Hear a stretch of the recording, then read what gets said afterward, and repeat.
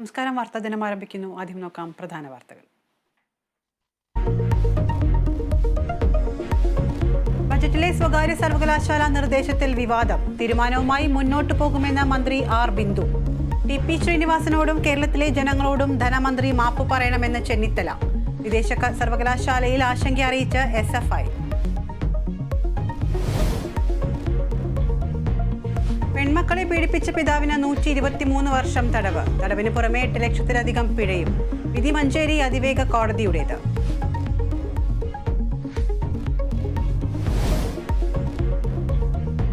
PV അൻവറിന്റെ പാർക്കിന് licence ഇല്ലെന്ന് സർക്കാർ ഹൈക്കോടതിയിൽ.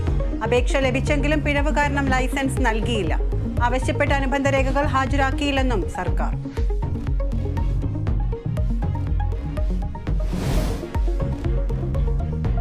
മൈക്രോ ഫിനാൻസ് കേസിൽ Vellappally Natesan clean chit. Vigilance report VS Achuthanandan നൽകിയ കേസിൽ ആക്ഷേപമുണ്ടെങ്കിൽ അറിയിക്കാൻ VSന് നോട്ടീസ് അയച്ച വിജിലൻസ് കോടതി.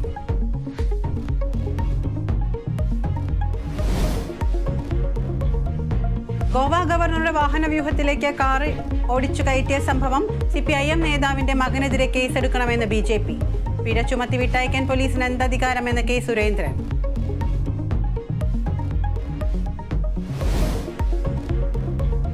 ഡോക്ടർ വന്ദന കൊലക്കേസിൽ CBI അന്വേഷണമില്ല. വന്ദനയുടെ അച്ഛൻ നൽകിയ ഹർജി ഹൈക്കോടതി തള്ളി. ഉദ്യോഗസ്ഥർക്ക് വീഴ്ച പറ്റിയെന്ന് കണ്ടെത്താനായില്ല. പ്രതി സന്ദീപിന്റെ ജാമ്യാപേക്ഷയും കോടതി തള്ളി.